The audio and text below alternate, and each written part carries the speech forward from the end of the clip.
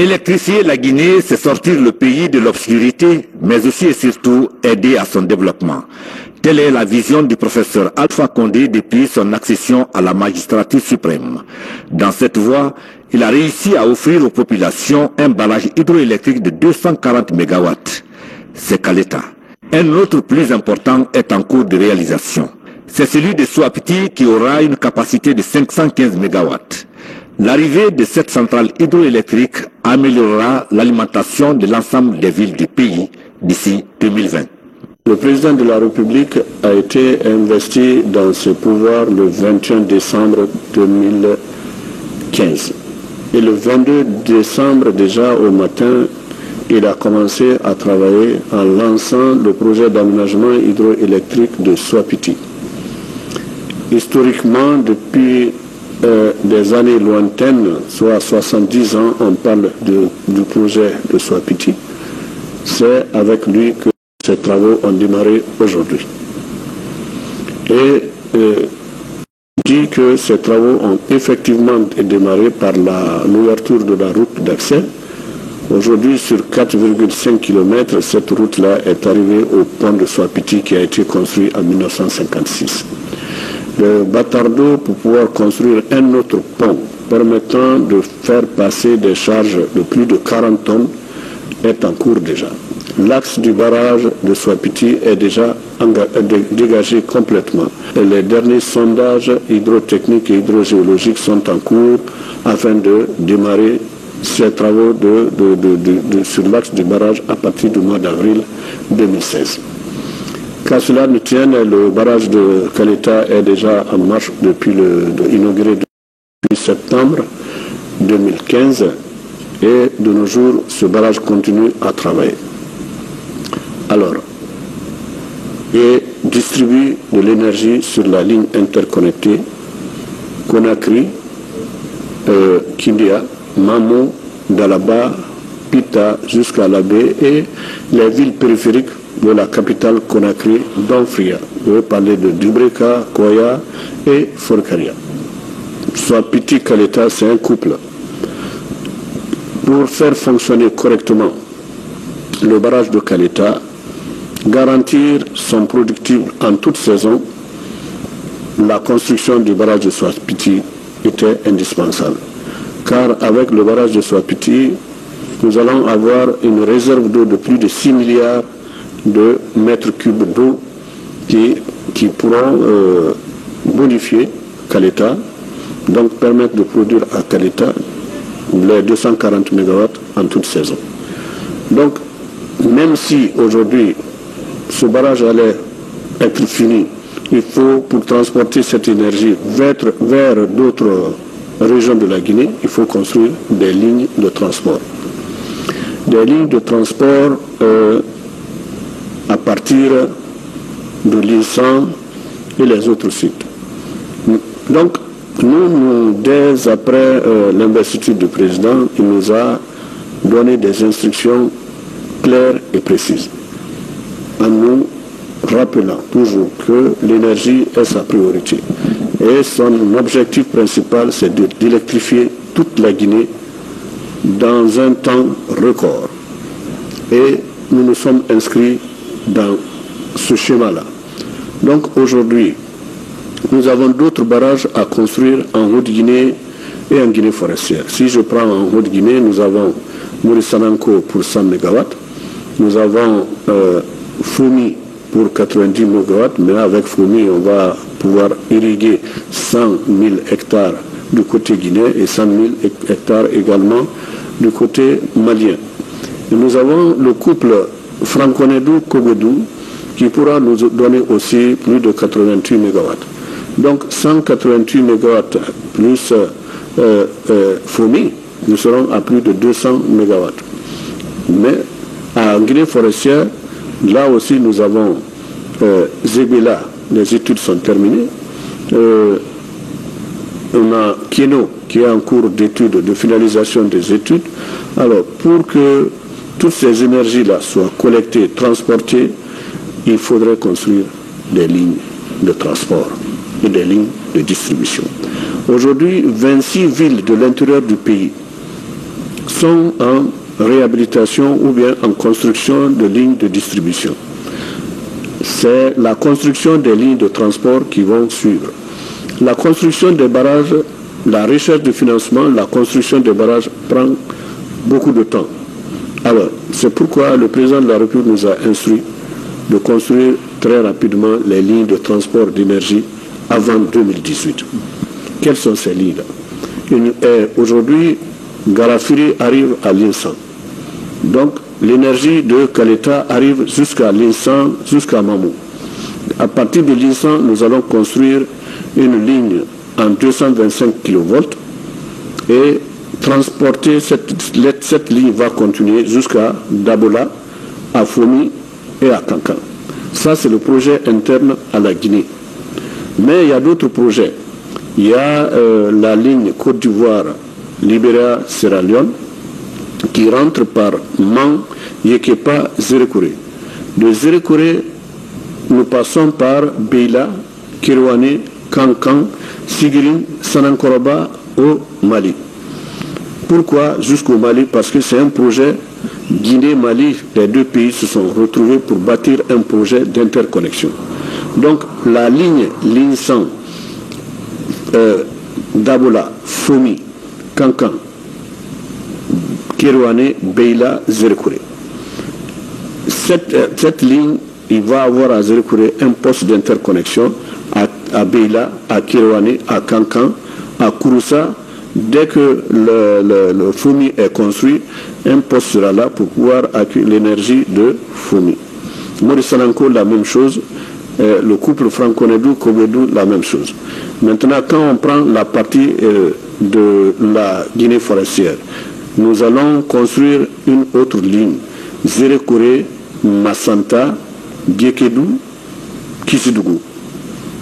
Les projets pour relier les projets Zébela et Keno.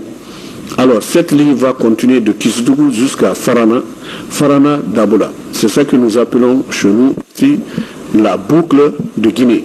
Donc, la boucle de Guinée, c'est Linsan, Dabola, Fomi, à Kouroussa, Kankan, Kirouane, Beila, Zérekouré, Massanta, Diekedou, Kisidougou, Farana.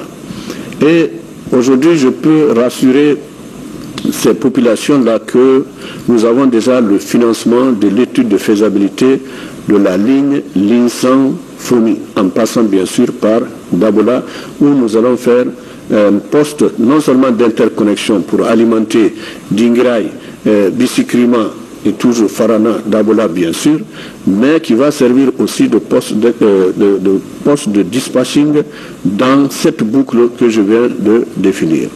Donc, le financement aussi, ce financement sera assuré par la BAD et les appels d'offres sont en cours en ce moment pour très rapidement faire les études. Dans le système d'échange d'énergie de la CEDEAO, nous avons rajouté la ligne Linsan-Fomi dans le projet Guinée-Mali pour accélérer l'acquisition, la mobilisation des financements pour que d'ici 2018-2019, que ces travaux soient terminés, afin que, avant l'arrivée même de Swapiti, que l'énergie de Swapiti pendant la saison pluvieuse puisse transiter par cette ligne Linsan-Fomi en passant par bien sûr Dabola. Alors, la construction de la ligne CLSG, qui la Côte d'Ivoire, Libéria, Sierra Leone, Guinée, va démarrer cette année. Le délai de construction, c'est 24 mois. Soit donc en 2018, cette ligne sera disponible déjà à partir de Man, Yekepa, Zérekouré. Le Zérekouré maintenant, c'est le projet Guinée-Mali. Cette ligne aussi est entièrement financée. Donc la ligne va être prorogée de Zérekouré, Beila, Kirouane, Kankan, Sigirin, comme j'ai déjà expliqué. Alors, avec l'arrivée de la ligne Linsan sur Kankan, nous allons donc pouvoir desservir la Haute-Guinée d'ici 2019. Le président de la République avait instruit de prendre 4 mini-centrales pour les 4 régions naturelles. C'est ainsi que Kobedou a été étudié pour la Haute-Guinée, Zébéla pour la Guinée forestière, et Touba, la Moyenne-Guinée, Touba, et Daboya pour la Basse-Guinée.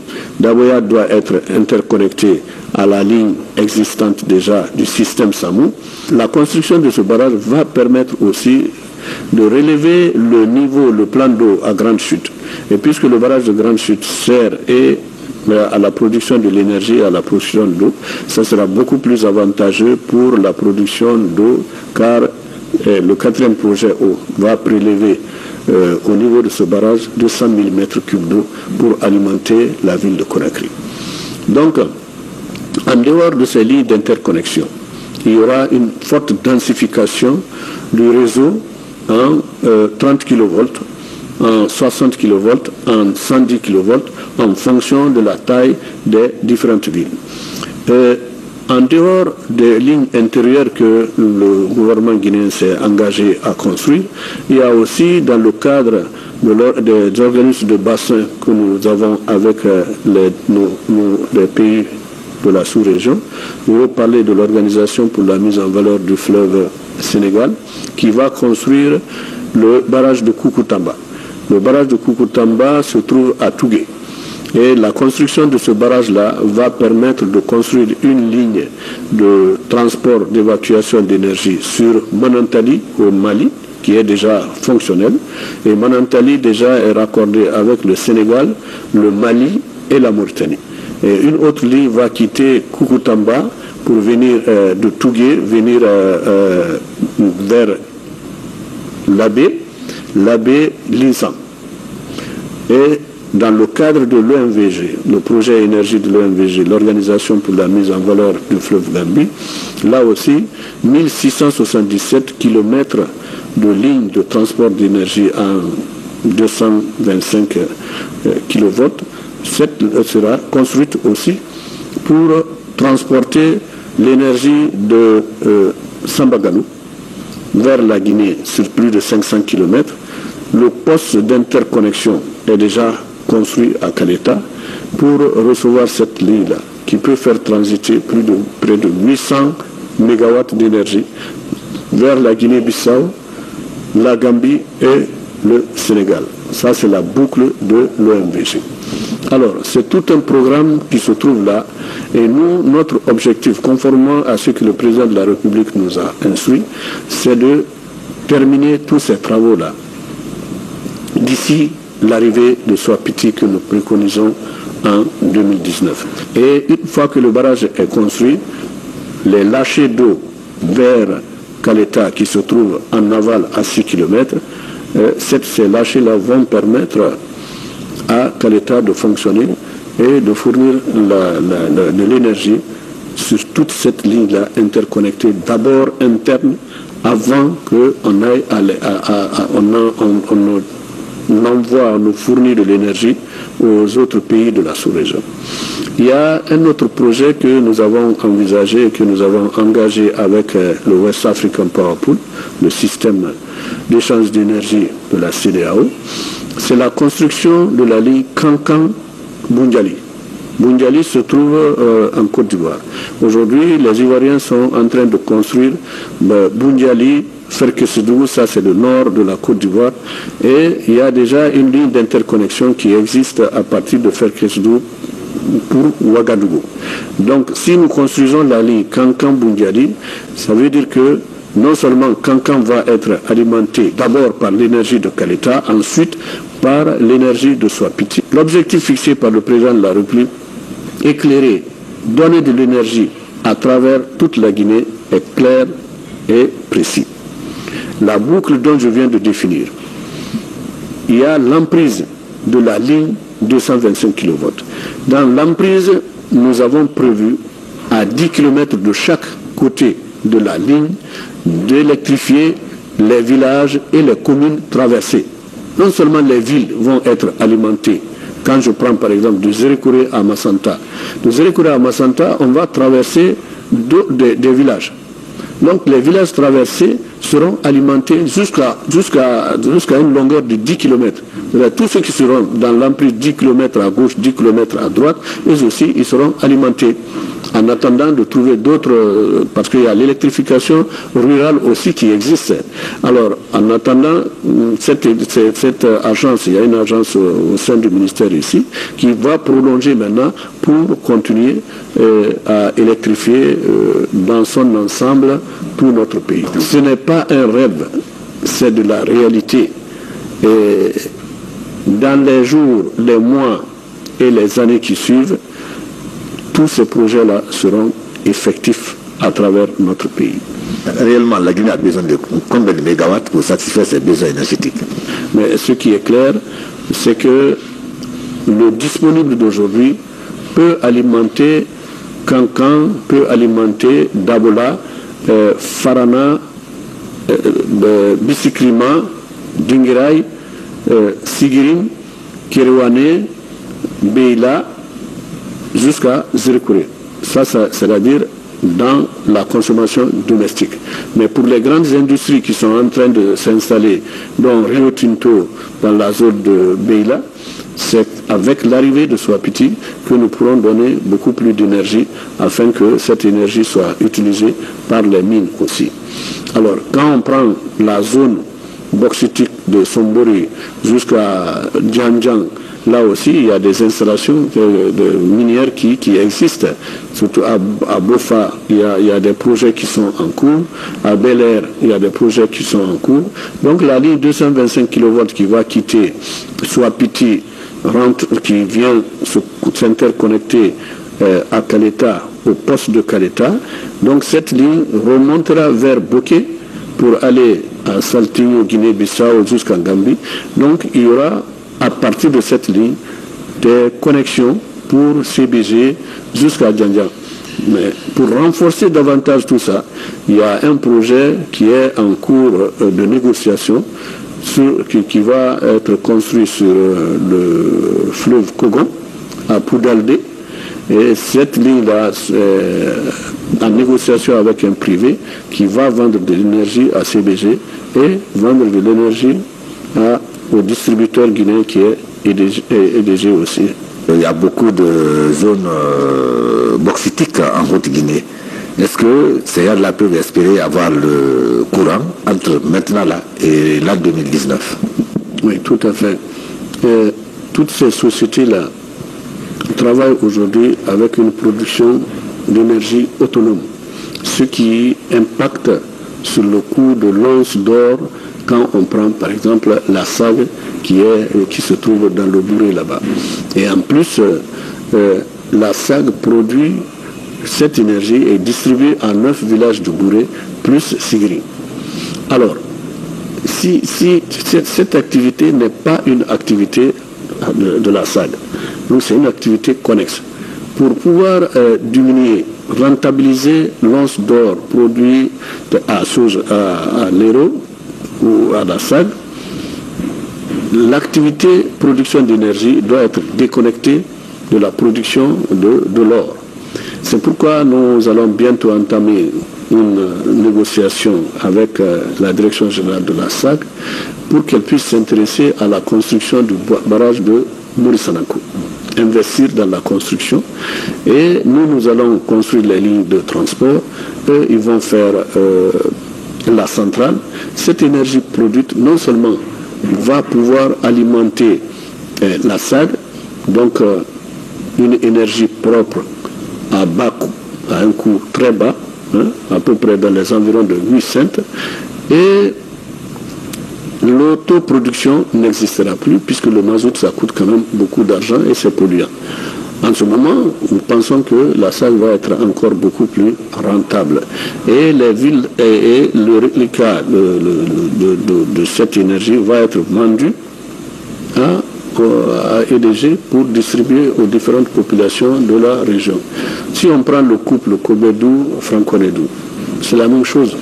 Nous avons l'intention de confier la réalisation de ce couple de barrages-là avec des opérateurs économiques guinéens et l'assistance des cadres guinéens, des ingénieurs guinéens qui sont aussi capables de construire des barrages. Il suffit que les moyens soient là et la motivation, et il faudrait qu'un jour que nous disions que voilà le barrage que nous aussi les Guinéens ont construit. C'est ça notre objectif dans ce domaine là-bas aussi. Bien. À vous entendre parler, j'ai l'impression de comprendre que aucune région du pays ne sera négligée. Pas du tout. C'est un problème de temps. Et la production de Caleta, pourquoi elle est sur la ligne interconnectée? Cette ligne interconnectée existait déjà. Ça fait très très longtemps. Donc depuis la construction du barrage de Garafri, une ligne est partie vers Mamou et elle a continué jusqu'à la baie.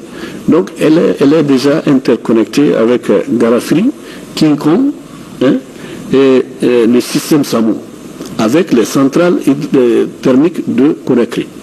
Donc quand Caleta vient, on ne peut pas couper Kindia parce que Caleta est venu, on veut seulement donner le courant à Conakry. Non, c'est que l'électricité, c'est ça. Quand les lignes sont interconnectées, dès que vous lancez le courant, à la seconde près, c'est tous ceux qui ont ces lignes-là qui vont avoir le courant. Si Zérekouré était déjà, il y avait une ligne à Zérekouré aurait eu également le courant, sinon Massanta, sinon Kankan, Sigiri, Mandiana, Kirwane, etc. Alors, maintenant, il faut trouver les moyens, comme je l'ai dit tantôt, de construire très rapidement ces lignes. Parce que si nous disons il faut d'abord le barrage de Fomi, c'est ça d'ailleurs qui est à la base du retard de l'électrification de la Haute-Guinée. Ça fait plus de 50 ans qu'on parle de ce barrage de Fomi-là. Alors, si on avait eu l'idée de construire la ligne d'abord, parce qu'en 2 ans, on peut construire une ligne qui arrive à Kankan, à partir de l'INSA. Donc si on avait pensé avant de construire cette ligne, Kankan serait aujourd'hui alimenté par Caleta et voire après avec Swapiti.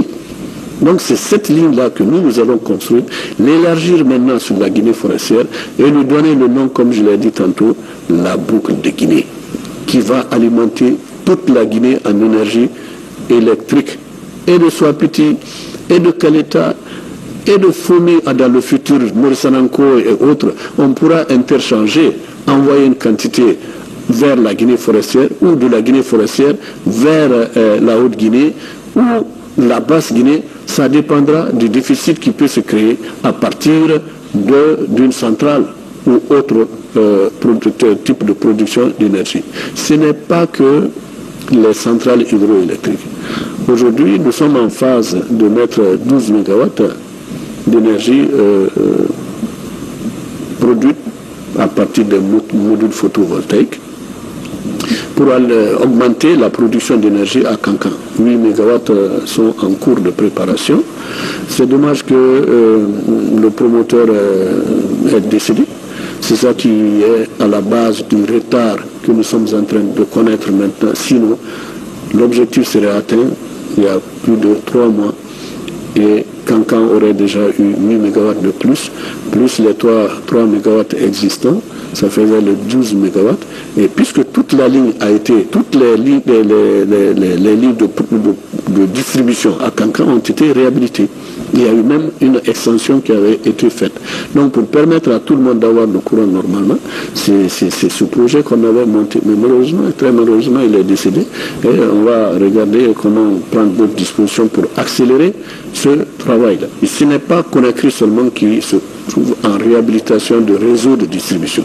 Parce que rien ne sert à construire des centrales hydroélectriques, à transporter l'énergie s'il n'y a pas un bon réseau de distribution.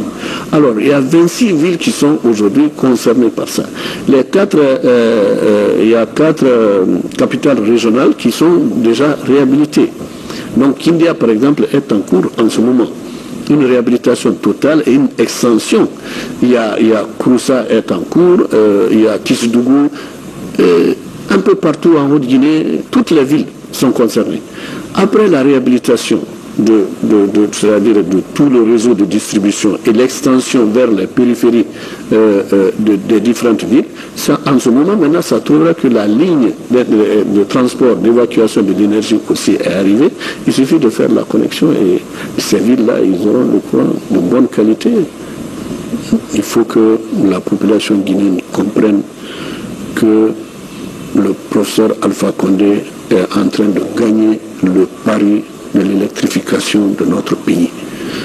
Seulement la construction du barrage hydroélectrique de Caleta en 3 ans, ça c'est du jamais vu ça là.